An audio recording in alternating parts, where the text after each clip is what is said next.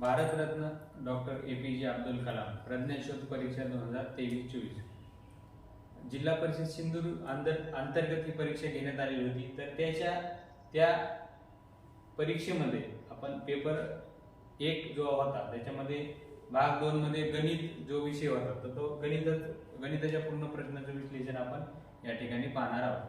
तर पहिला प्रश्न त्याच्यामध्ये होता बघा, पहिल्या 5 समनैसर्गिक संख्येची सरासरी किती. आता सरासरी काढत असताना काय करावं लागतं, किती संख्येची विचारली आहे, 5 संख्येची विचारली आहे. 5 संख्येची विचारली आहे तर 5 ने त्या पूर्ण 5 समसंख्येची बेरीज करून 5 ने भागायचं असतं. आता पहिल्या 5 नैसर्गिक संख्येची सरासरी काढण्यासाठी आपल्याला अगोदर नैसर्गिक संख्या माहित असणं गरजेचं आहे. तर तुम्हाला सगळ्यांना नैसर्गिक संख्या माहित आहे, 1 2 3 4 अशा पुढे अनंतापर्यंत ज्या वाढत जातात त्याला नैसर्गिक संख्या म्हणतात किंवा मोज संख्या म्हणतात. मग आता पहिल्या 5 कुठल्या आहेत नैसर्गिक संख्या? नैसर्गिक संख्या तर सगळ्यांना माहिती पण त्या सम असल्या पाहिजेत. मग कुठल्या आहेत? सम 2 आहे, नंतर 4, नंतर काय 6 अधिक 8 अधिक किती आहे 10. या सगळ्या 5 सम नैसर्गिक संख्येची काय सरासरी म्हणते. किती आहे 5 संख्येची सरासरी, मग भागिले 5. मग आता याची बेरीज बघा, 2 आणि 4 6, 6 आणि 6 12, 12 आणि 8 20, 20 आणि 10 30. मग 30 भागिले किती रे 5. मग आता भाग काय करायचा, 5 सगळे किती 30, म्हणजे त्याचं उत्तर काय येणार आहे 2. ठीक आहे. पुढचा प्रश्न आहे बघा, खालील पैकी अपरिमेय संख्या कोणती आहे. खालील पैकी अपरिमेय संख्या कोणती आहे. बघा परिमेय संख्या आपण 7वी मध्ये शिकलेलोच होतो. परिमेय संख्या बाकीच्या सर्व परिमेय संख्या आहेत, परंतु ज्यावेळेस वर्गमूळ पूर्ण संख्येमध्ये निघत नाही. आता 36 चं वर्गमूळ काय आहे 6 आहे, बरोबर. मग तसं वर्गमुळात 2 याचं पूर्ण वर्गमूळ निघत नाही, म्हणून अपरिमेय संख्या कुठली आहे वर्गमुळात 2. ठीक आहे. आता पर्याय क्रमांक 3 उत्तर होतं. आता पुढचा आहे बघा, खालीलपैकी सगळ्यात लहान संख्या कोणती.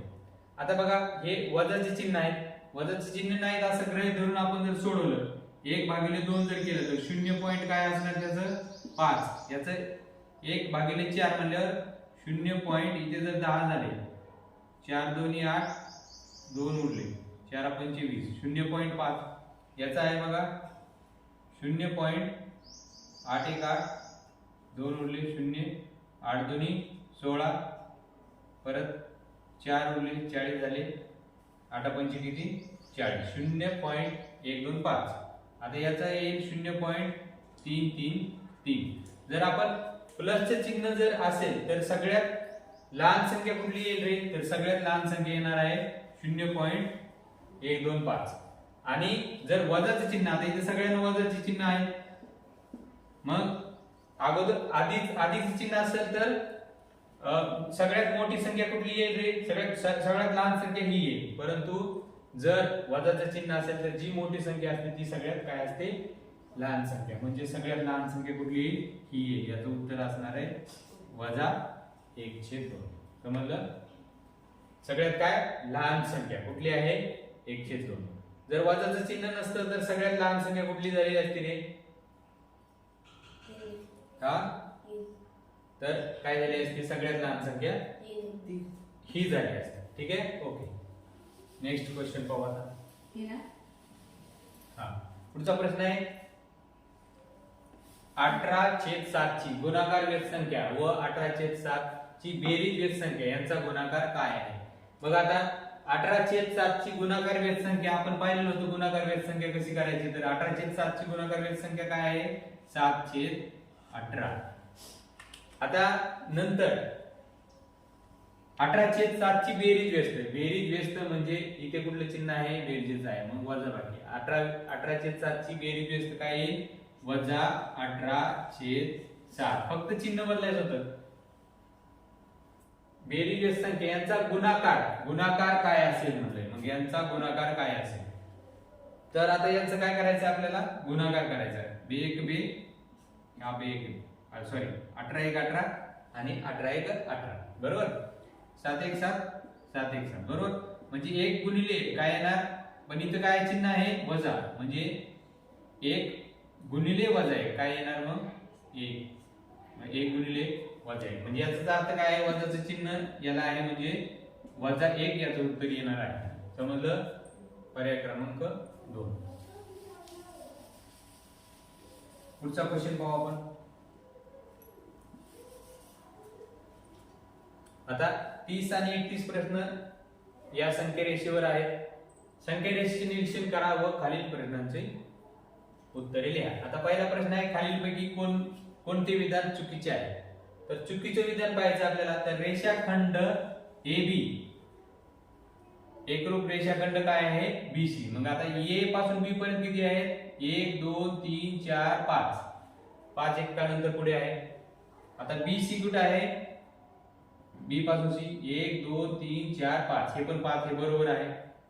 नंतर रेषाखंड BC एकरूप रेषाखंड CD. BC किती आहे BC पासून 1 2 3 4 5 हे म्हणतो आपण. CD C पासून D 1 2 3 4 5 बरोबर आहे हे पण. नंतर आहे रेषाखंड AC एकरूप रेषाखंड BD AC 1 2 3 4 5 हे म्हणतो BD 1 2 3 4 5 6 एक मिनिट AC 1 2 3 4 5 6 7 8 9 10 आहे. नंतर B पासून D 1 2 3 4 5 6 7 8 9 10 म्हणजे हे पण बरोबर आहे. राहिला आता रेषाखंड AP एकरूप रेषाखंड PD AP 1 A पासून बघा 1 2 3 4 5 6 7 इथे 7 आहे. नंतर PD 1 2 3 4 5 6 7 8 आठव्या एकका नंतर आहे ते. म्हणजे चुकीचं काय आहे तर हा पर्याय चुकीचा आहे. म्हणजे त्याचं उत्तर आहे पर्याय क्रमांक 4. पुढचा प्रश्न आहे बघा. A हा बिंदू कोणत्या संख्येला दर्शवतो. बघा आता A हा बिंदू वजा मध्ये आहे अधिक मध्ये नाही, त्याच्यामुळे हा पर्याय कट झाला हा पर्याय कट झाला. आता राहिला काय हे दोन पर्याय राहिले बघा. तो पर्याय काय म्हणतोय 5 वजा 7/5. आता हे 4 चे सगळे गट आहेत त्याच्यामुळे इथे उघड म्हणजे स्पष्ट दिसत आहे की वजा 1 नंतर बघा 3/4 वजा 1 नंतर किती भाग केले इथं हे बघा 1 2 3 4 हे इथे 4 पैकी किती आहे क्रमांकावर आहे तिसऱ्या म्हणजे 3/4 वजा 1 नंतर 3/4 म्हणजे पर्याय क्रमांक 2 ही याचं अचूक उत्तर आहे. ठीक आहे. आता नेक्स्ट क्वेश्चन पाहू.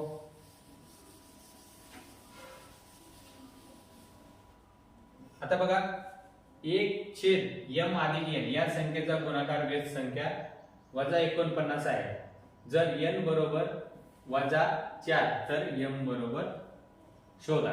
बघा आता 1/m अधिक n याची गुणाकार व्यस्त 49 आहे. म्हणजे गुणाकार व्यस्त 49 आहे म्हणजे त्याचं खरोखर उत्तर काय असणार 1/49 गुणाकार व्यस्त न कर याचं उत्तर म्हणजे 1/m अधिक n बरोबर 1/49 हे बरोबर समीकरण आहे. मग आता इथे काय दिलेलं आहे बघा आपल्याला 1/n ची किंमत दिलेली आहे m अधिक कंसात वजा 4.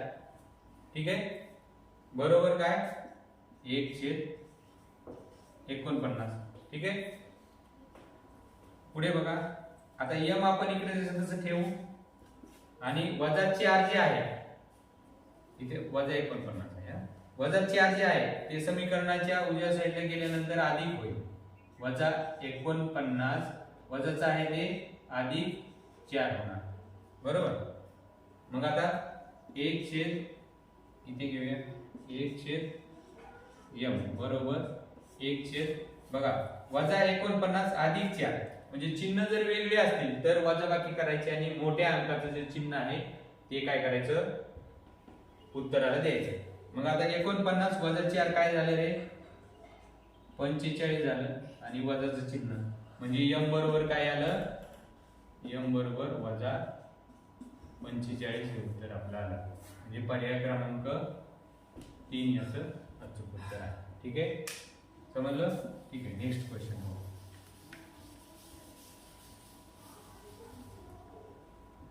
बघा घनमुळात 1331 अधिक घनमुळात 2197 भागिले किती वर्गमुळात 49.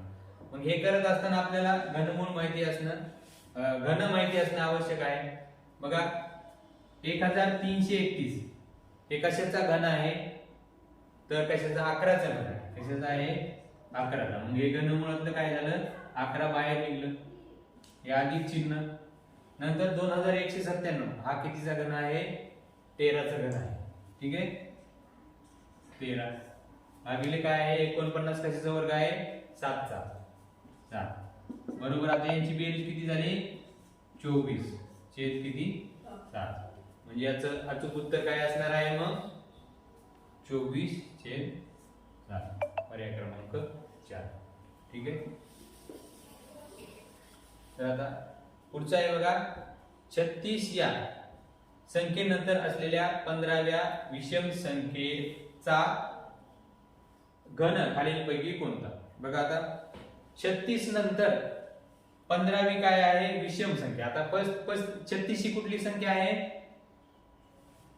सम संख्या आहे. तर विषम संख्येचे विचारले मग आपण विषम संख्येपासून सुरुवात करूया. 35 ही विषम संख्या घेऊया. 36 नंतर विचारले ना आपण 35 नंतर घेऊया. का घेऊया कारण बघा 35 नंतरची जर पहिली विषम संख्या विचारली तर आपण 1 गुणिले 2 करू शकतो. म्हणजे कुठलीही संख्या विचारली गुणिले 2 केले की त्याचं उत्तर असणार. पहिली विषम संख्या कुठली येईल मग याचा गुणाकार काय येणार 2 येणार. मग याच्यात जर 2 ऍड केले तर काय होतंय 36. असंच आपण दुसरी काढायची असली तर 2 गुणिले 2, तिसरी काढायची असली तर 3 गुणिले 2 अशा पद्धतीने 15वी काढायची असल्यावर आपण काय करणार आहे 15 गुणिले 2 म्हणजे 35 च्या पुढची 15वी जर विषम संख्या काढायची असेल तर 15 गुणिले 2 करून आपण त्याच्यात ऍड करायचं. मग 15 गुणिले 2 किती बरोबर किती आलं 30 बरोबर. 15 दोन्ही 30. मग 35 च्या पुढची 15वी विषम संख्या म्हणजे काय येईल रे 35 अधिक 30 म्हणजे किती झालं 65. काय आली 65. तर 15व्या विषम संख्येचा घन खालीलपैकी कोणता. तर घन म्हटलेले 65 चा घन काढायला पाहिजे आपल्याला. मग घन काढताना काय करावं लागेल आपल्याला 65 गुणिले 65 गुणिले 65 3 वेळा काढावं लागेल. मग आपण वर्ग काढण्याचं 65 गुणिले 65 हे तर सोपं होतं. एकक स्थानी 5 असेल तर 25 ठेवायचं आणि 6 गुणिले 7 करायचं. पुढचा अंक 6 तर किती 42 हा वर्ग झाला. मग परत आता याला काय करायचं आपल्याला परत याला काय करायचंय 65 ने गुणायचं बरोबर.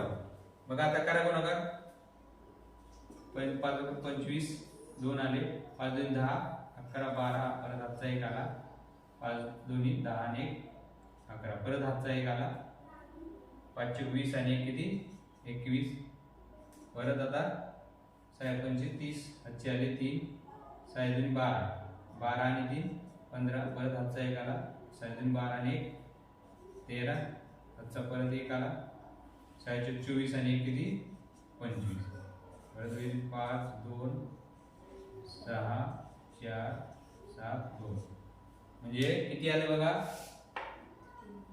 2,74,625 2,74,625 याचा अचूक उत्तर पर्याय क्रमांक 3. या पद्धतीने आपण हे सोडू शकतो. समजलं. आता नेक्स्ट पहा पुढचा क्वेश्चन आहे.